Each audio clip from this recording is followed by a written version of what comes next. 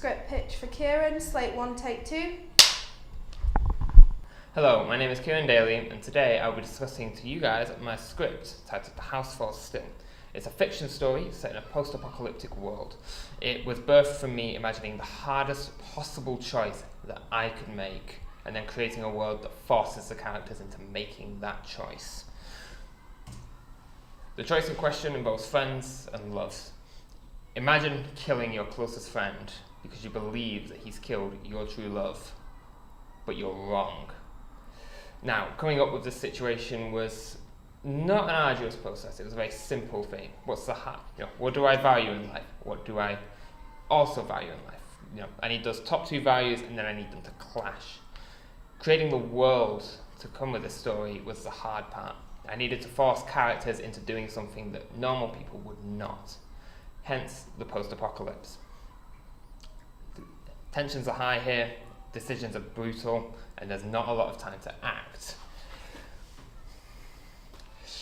I wanted you to see the characters as they were before, so you can relate to them. They're normal people. They're you, they're me, they're him, they're her. But then I also wanted to contrast that with now. They're not like you. But you knew they were. They could be you in the future.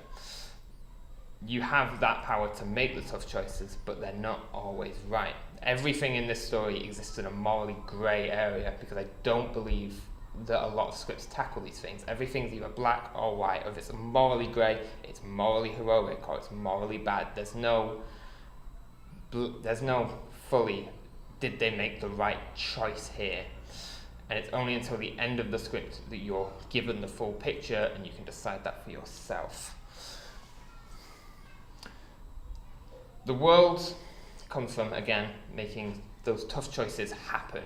I needed a way to force my characters into having it, but I also wanted that contrast between now and then.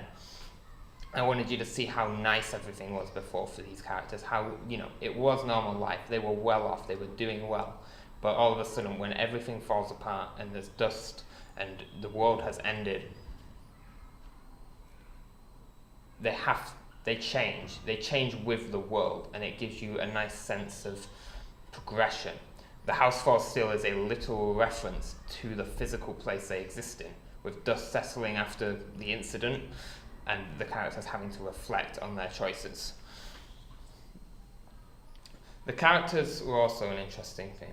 I wanted to bring in two sets of people, two sets of lovers that contrast each other, four friends that all contrast each other. One morally good person, two morally grey people, one morally bad person, to create that whole moral grey that I was aiming for.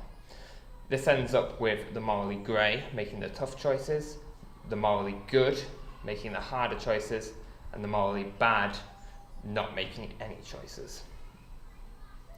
I want the look of the film to be inspired by things like The Walking Dead and other post-apocalyptic mediums such as Fallout.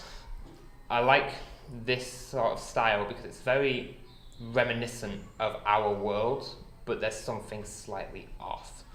I also want to make it a key to not see any of the dead in my film. They're not a plot point. They're used to just drive the story forward. They're not important to any scenes. It's all about the people. So the three acts of my story are they're not linear, and this is the thing that happened when I was developing the script. It would not work as a linear story. So I broke it up. I came up with a linear story and then flipped the pieces to fit a three-act narrative with a twist at the end. So the first act is our big incident. It's set in the present. Something very, very bad happens. The characters have to deal with this choice for the rest of the story. Act 2 takes place in the past, while drip feeding you the resolution from Act 3. This is how you get to see the characters as they were and how they progress into what they are. It also lets you see how the main character, Jason, deals with the choice he made in Act 1. And then Act 3 is the resolution.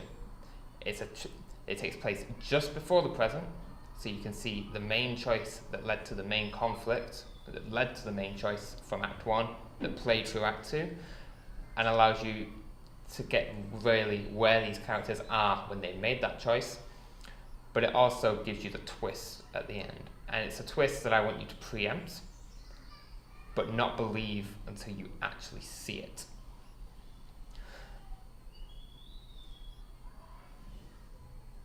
Overall, I believe I've covered everything that I can, but I want to know what you guys need to know.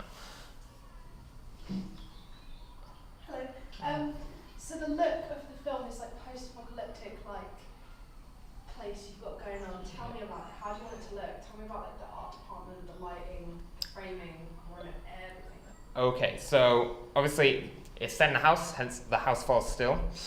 The main thing I really wanted to emphasize was telling the story through a unique viewpoint without words. I really love show don't tell.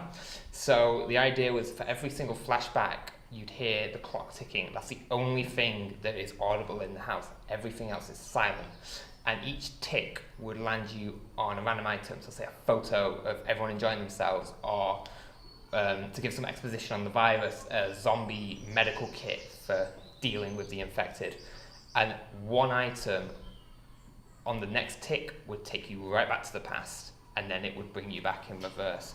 So it would be a normal house. You'd be looking at somewhere that you could live, somewhere that you might go home to, or you might go to a friend's to. It's the idea of having a normal place be so twisted and so unsafe and unsettling. So with the, sorry, I'm asking. That's all right. With the backstory, it's a zombie apocalypse. Yes. I see. You mentioned that the original inspiration for the film was imagining the worst possible thing that could happen to a person. Yes. Or you, in this case. What inspired you to make this the focus of your film? It's a hard one to answer because I like doing these thought experiments just on a whim because I find they generate really, really interesting character dynamics. I'll just be thinking one day, like, what if this happened? Or how would I deal with this? And then I branch characters out from that and just plot from that. It's always coming up with the plot first and then putting the characters in second, so building layers. Right. Because I find that if you do it the other way around, you end up with too many characters that don't do things.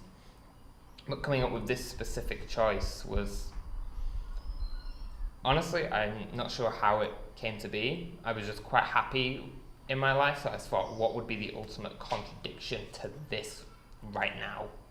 Okay. I was just going to jump back to one of the points. So you said like it's sat in the set in like a house and it's pretty normal, but it's a bit twisted inside. Yeah. Would you shoot anything exterior that made it look very barren and like very wasteland? Like, would you be looking at locations? You'd never see, there's only one scene where you see what the outside world looks like, but the rest of the scenes would be set before any apocalypse happens, so you can see just how normal everything was. You can see how vibrant, there's a scene in a bar, you can see how vibrant everything is.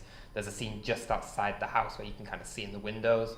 You'd see just how like normal everything is, and then you'd get that contrast at the very end when you're looking through the house as it is with all the dust everywhere and items. Everything you see in a past scene shows up again, so you can see how these items have changed as well. The scene outside the house, there's a trunk full of supplies. You see the supplies emptied and bloody and used up. Sorry. That's the question. So, Last question. What is going to be the biggest challenge about this if you go through the production? the biggest challenge is going to be finding actors that can act to the caliber I need, because this isn't a normal script, if that makes sense. They're going to have to be acting over a lot of different time periods, and through especially Act 1, a very emotional scene, which if we don't have the right people, it just will not work. Yewan?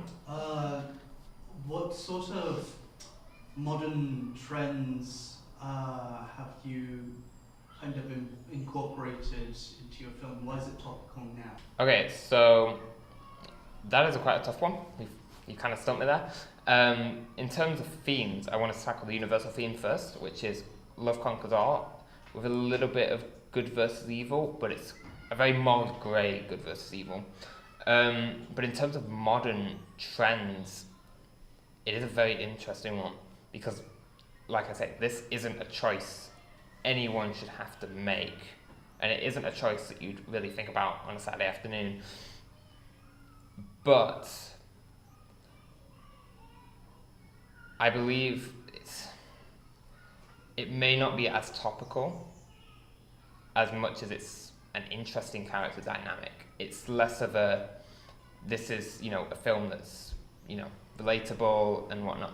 It's more of an experiment of what can you push characters through and how do they come out the other side.